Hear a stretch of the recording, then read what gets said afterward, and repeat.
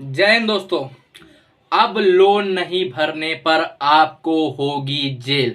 जी हाँ दोस्तों, अब लोन नहीं भरने पर आपको होगी जेल। आपके ऊपर लगेगी धारा 420, 406, 411, 420 दो।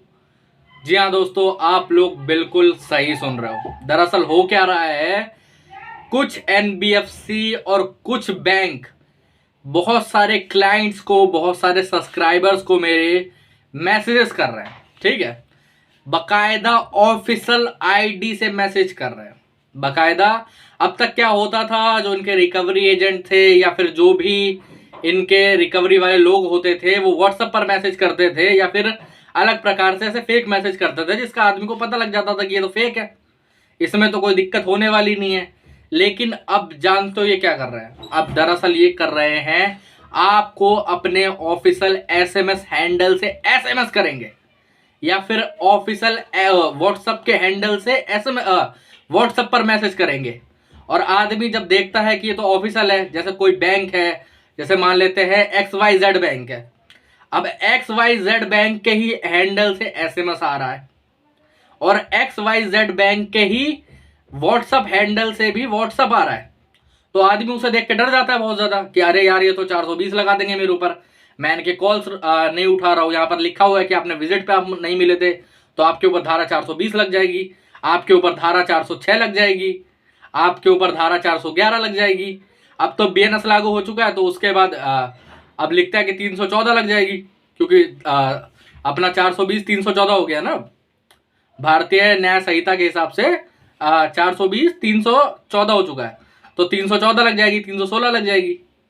तो कुछ हमारे क्लाइंट्स और कुछ हमारे सब्सक्राइबर्स हमसे सवाल लेके आए कि सर ये जो एसएमएस हमें आ रहा है जिसपे लिखा हुआ है कि 420 का हम केस कर देंगे आपके ऊपर, आपके नाम पे एफआईआर रजिस्टर्ड हो जाएगी, वहां पर लिखा हुआ है बकायदा आपके नाम पर धारा 420 के अंदर एफआईआर रजिस्टर हो जाएगी। तो सर इसका क्या करूं, मेरा समझ में नहीं आ रहा, मैं बहुत परेशान चल रहा हूं। ऐसे ऐसे क्लाइंट्स और अपने सब्सक्राइबर्स वगैरह हमें जवाब देने लगे। ठीक है कि सर क्या करें, ये तो ऑफिशियल हैंडल्स है, आपने कहा था कि व्हाट्सएप पर कोई फेक मैसेज करता है अपने नंबर से तो उसे इग्नोर करना है, और लेकिन ये तो ओरिजिनल है, इसका क्या जवाब दें?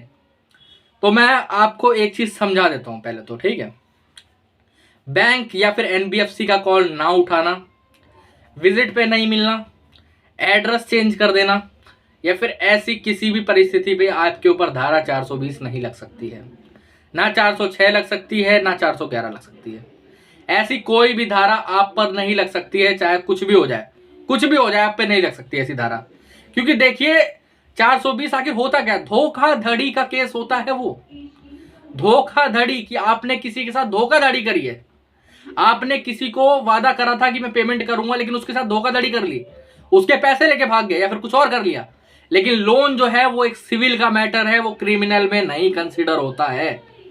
जो लोन है वो एक सिविल का मैटर है, वो क्रिमिनल में कंसीडर नहीं होता है। तो इसीलिए टेंशन फ्री हो जाइए, आपके ऊपर धारा 420 नहीं लग सकती है। हाँ, किन के ऊपर धारा 420 लग सकती है मैं ये बता देता हूं। कई लोग बोलते हैं कि सर एक दो ऐसे लोग हमारे पास अपनी गुहार लेके आए जिनके ऊपर धारा 420 रियल में लग चुकी थी, जिनको कोर्ट से समन आ चुका था, जिनके नाम पे वारंट इशू हो चुका था। ऐसे ही एक क्लाइंट थे, बकायदा मध्य प्रदेश के रहने वाले थे, नाम मैं उनका नहीं लूंगा। उन्होंने मुझे व्हाट्सएप पर कांटेक्ट करा, उन्होंने मुझे वारंट दिखाया, मैंने चेक करा, वो रियल था। उन्होंने बोला सर मैंने तो लोन लिया था, लोन पे 420 कैसे लग गई? तो मैंने उन पर पूछा, मैं क्या एक बात बताइए, क्या आपने किसी तरीके की कोई धोखाधड़ी या फिर कोई गलत चीज करी है जिसकी वजह से आप पे ये धारा लगी हो?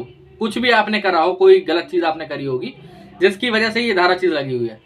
उन्होंने बोला सर मैंने तो ऐसा कुछ गलत नहीं करा। तो मैंने उन पर 4-5 सवाल और पूछे। मैं कहा ये बताइए, आपने जो पैन कार्ड या फिर आधार कार्ड दिया था वो ओरिजिनल था? तो कह रहे नहीं सर, ऐसा हुआ था कि जो बैंक का जो मैनेजर था वो हमारे जानने वाला था। ऐसे ही गांव खेड़ में ग्रामीण बैंक होंगे, समझ रहे एक तरीके से, वो हमारे जानने वाला था, सिस्टम में इतना अपडेट होता नहीं था।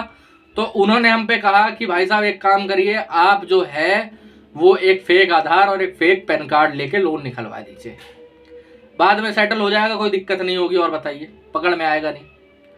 अब उन्होंने भी दे दिया, उन्होंने भी ऐसे ही एडिट करवा के लगवा दिया अपना। और सैलरी स्लिप भी अपनी वो दे दी, जहां पर बंदा काम ही नहीं कर रहा। मतलब ऐसा था कि कोई और आदमी काम कर रहा था, उनकी सैलरी स्लिप इन्हें कहीं से मिल गई पीडीएफ की फॉर्म में, फिर कैसे भी इन्होंने एडिट कर लिया, अपना नाम डाल दिया, वहां पर वो है। बाद में जब वेरिफिकेशन हुई तो वहां पर दिख गया फेक है। तो इसीलिए 420 का नोटिस और 420 का वारंट उनके लिए इशू हो चुका था, ठीक है। लेकिन हाँ, उसमें भी वो एक तरीके से बच गए। मैं बता देता हूँ कैसे, ठीक है। क्योंकि जो बैंक के ऑफिसर थे उन्होंने ये काम करवाया था। जो क्लाइंट था वो उतना पढ़ा लिखा नहीं था, उसके साथ ये चीजें नहीं थी। हाँ, थोड़ी उनको परेशानी हुई बेल वगैरह लेने में और चीजों में। लेकिन अब आप लोग बोलोगे धारा 420 तो नॉन बेलेबल है, लेकिन कुछ केसेस में अलग अलग चीजें होती है। कुछ दिन उनको न्यायिक हिरासत में रहना पड़ा, लेकिन उसके बाद उनकी बेल हो गई, कोई दिक्कत वाली बात नहीं है, ठीक है। हाँ, कुछ दिन उन्हें न्यायिक हिरासत में जाना पड़ा, लेकिन उसके बाद उनकी बेल हो गई। अब इससे आप लोग मत डरना, क्योंकि उन्होंने गलत काम एक्चुअली में करा था। जो बैंक का मैनेजर था बकायदा, उसके ऊपर भी ये चीज लगी, धारा 420 का केस दर्ज हुआ। उसकी तो सरकारी नौकरी थी, वो सरकारी नौकरी भी चली गई, सोच के देख लो। क्योंकि वो दोषी पाया गया ना उस केस के अंदर, तो उनकी सरकारी नौकरी भी चली गई, सोच के देख लो, ठीक है। तो इसीलिए आपको इन सब चीजों से बचना है।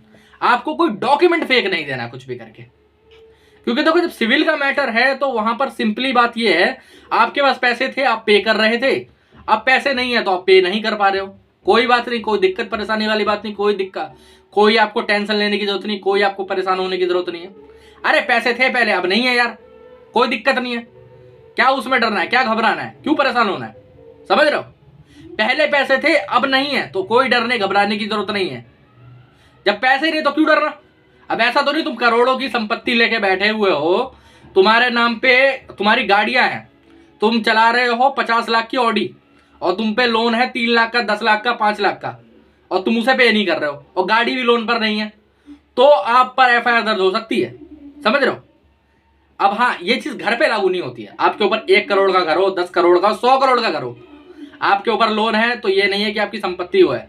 जो मूवेबल एसेट है वो आप करोड़ों के लेकर घूम रहे हो और आप लाख रुपए का लोन नहीं भर रहे हो, ये बात अलग हो जाती है। इस चीज में अलग एफआईआर हो सकती है, समझ रहे हो। तो इसीलिए वो टेंशन फ्री होकर रहे, कोई दिक्कत परेशानी वाली बात नहीं है। अब मैं बताता हूं उन क्लाइंट्स को क्या आ रहे थे। उन क्लाइंट्स को जो मैसेज आ रहे थे उनमें क्या लिखा हुआ था। उनमें सीधे लिखा हुआ था कि आपके ऊपर धारा 420 के तहत केस कर सकती है कंपनी, या आगे चल के फ्यूचर में कर सकती है। तो मैं आपको एक चीज बता देना चाहता हूं कि कर सकती है और कर दिया में फर्क होता है। जो कर सकती है वो जानते हो किसके लिए लिखा गया, वो इन जैसे लोगों के लिए लिखा गया है जिन्होंने अपना फेक डॉक्यूमेंट दिए थे, जिनकी इंटेंशन थी कि वो पेमेंट नहीं करेंगे, वो पैसे लेके बैठे हुए थे लेकिन वो पे नहीं कर रहे थे। उनके लिए वहां पर लिखा गया है कि भाई साहब आपके खिलाफ 420 के तहत मुकदमा दर्ज हो सकता है। हुआ नहीं है, जो ऑफिशियल हैंडल से मैसेज आ रहे हैं वो लिखा हुआ है वहां पर कि हो सकता है, अगर इंग्लिश में तो लिखा होगा विल बी, कि करा जा सकता है, करा नहीं गया है, समझ रहे हो। करा जा सकता है, करा नहीं गया है। अगर किसी भी प्रकार से बैंक आपके खिलाफ कंप्लेंट या फिर एफआईआर दर्ज करवाने की चाहती है तो मेरे भाइयों उनको बहुत सारे प्रूफ लाने पड़ेंगे कि ये जो क्लाइंट है उसके नाम पे 1 लाख रुपए का लोन है और वो करोड़ रुपए की गाड़ी में चलता है, और वो गाड़ी भी लोन पर नहीं है। सारे डॉक्यूमेंट्स लाके, और उसके बाद भी कोई गारंटी नहीं कि एफआईआर लिखी जाएगी। 420 के अंदर मुकदमा दर्ज होगा। लेकिन जब यार आप डॉक्यूमेंट ही गलत दे चुके होगे, जब आपका 420 ही आपने एक्चुअली में कर रखी है तो लगा सकती है वो, लेकिन लगाती नहीं है। देखिए ज्यादातर जो बैंक और कंपनियां हैं, ठीक है, एनबीएफसी, उनका सिंपली मतलब कोई कंप्लेंट करना, कोई केस दर्ज करना या फिर ऐसी कोई दिक्कत वाली बात है नहीं। उनका मेन पर्पस है आपसे जो लोन का राशि है वो लेना। अब वो कितनी भी ले, वो आगे चल के 10% में सेटल करे, 15 में करे, 20 में करे, ठीक है, आराम से 10 से 20% के बीच में सेटल हो जाता है। आपको जिस भी तरीके के मैसेज आ रहे हैं एक बार उसको पढ़ो। बेफजूल में हाइपर होने की जरूरत नहीं है कि 420 के तहत वो दर्ज हो जाएगा। और पहली बात तो व्हाट्सएप पर अगर कोई मैसेज आ रहा है तो उसको इग्नोर करो, समझ रहे हो। व्हाट्सएप पर कोई मैसेज आ रहा है तो उसे इग्नोर करो। ऐसे नहीं लगती धारा है कि लिख देने से लग गई, बाकायदा चार्जशीट में दर्ज करा जाता है, एफआईआर में दर्ज करा जाता है, कोर्ट के नोटिस, कोर्ट के समन में दर्ज करा जाता है, सारी चीजें मोहर लगी रहती है, साइन लगी रहते हैं, समझ रहे हो। तो इसलिए डरने घबराने की जरूरत नहीं, इन दल्ले रिकवरी एजेंटों से 10वीं फेल उनसे परेशान होने की जरूरत नहीं, टेंशन लेने की जरूरत नहीं है। और अगर परेशान चल रहे हो, लोन की सेटलमेंट करवानी है या फिर कोई रिकवरी वाला परेशान कर रहा है, कोई लीगल नोटिस एक्चुअली में चेक करवाना है कि वो रियल है कि नहीं है, क्योंकि 99% नोटिस जो होता है वो फेक होते हैं, सिर्फ 1% नोटिस रियल होते हैं, समझ रहे हो, सिर्फ 1%। तो ऐसे में क्या करें, यहां पर मेरा नंबर आ रहा है, आप मुझे व्हाट्सएप पर मैसेज कर सकते हो। देखिए नॉर्मल कॉल करेंगे तो कोई जवाब नहीं आएगा, व्हाट्सएप पर कॉल करेंगे तो कोई जवाब नहीं आएगा। आप हमें व्हाट्सएप पर मैसेज करें, उसके बाद हम आपके मैसेज का रिप्लाई करेंगे। देखिए हमारे लिए लोन सेटलमेंट करना कोई बड़ी बात नहीं है, फिर चाहे वो 1 का हो, 10 का हो, 50 का हो, कोई मैटर नहीं करता, क्योंकि लोन सेटलमेंट हर प्रकार के होते हैं, सिक्योर में भी होता है, अनसिक्योर में भी होते हैं। आपको फिर चाहे कोई नोटिस आ गया हो, demand notice, arbitration, section 25, cheque bounce, NI act, SARFAESI act 13(2), 13(4), या फिर ऐसा कोई भी नोटिस आ गया हो, लास्ट वार्निंग नोटिस, अपना और जितने भी नोटिस आते हैं, जिस आजकल तो अलग अलग प्रकार के नोटिस आ गए, प्री आर्बिट्रेशन, सोल आर्बिट्रेटर, ऐसा कोई भी नोटिस आपको आ रहा है, यहां पर नंबर आ रहा है, एक बार हम पे चेक जरूर करवाएं, ठीक है। अगर कोई रिकवरी वाला आपको परेशान कर रहा है ऑन कॉल के माध्यम से या फिर आपके घर पे आके, तो मेरे भाइयों हम एक कॉल फॉरवर्डिंग की सर्विस ला चुके हैं। आपका 1 कॉल हो, 10 कॉल हो, 100 कॉल हो, हम आपके कॉल उठाएंगे, आपको एक सिंगल कॉल उठाने की जरूरत नहीं पड़ेगी, आपके बिहाफ पे कंपनी से बात करेगी, ठीक है, लीगलाइज तरीके से, और आपकी सेटलमेंट जल्द से जल्द तरीके से करवाएगी, कोई दिक्कत वाली बात नहीं है, ठीक है। तो यहां पर नंबर आ रहा है, बस हमें व्हाट्सएप पर मैसेज करें और आपको कुछ नहीं करना है, ठीक है। और इन जो रिकवरी एजेंट है उनसे कभी भी डरने घबराने की जरूरत नहीं, क्योंकि आपका भाई अभी बैठा हुआ है, Harsh Kumar loan destroyer channel, नाम याद कर लो। जितने वीडियोस पड़े हुए हैं मैं वीडियो बनाता रहता हूं, हर एक टॉपिक पे वीडियो है।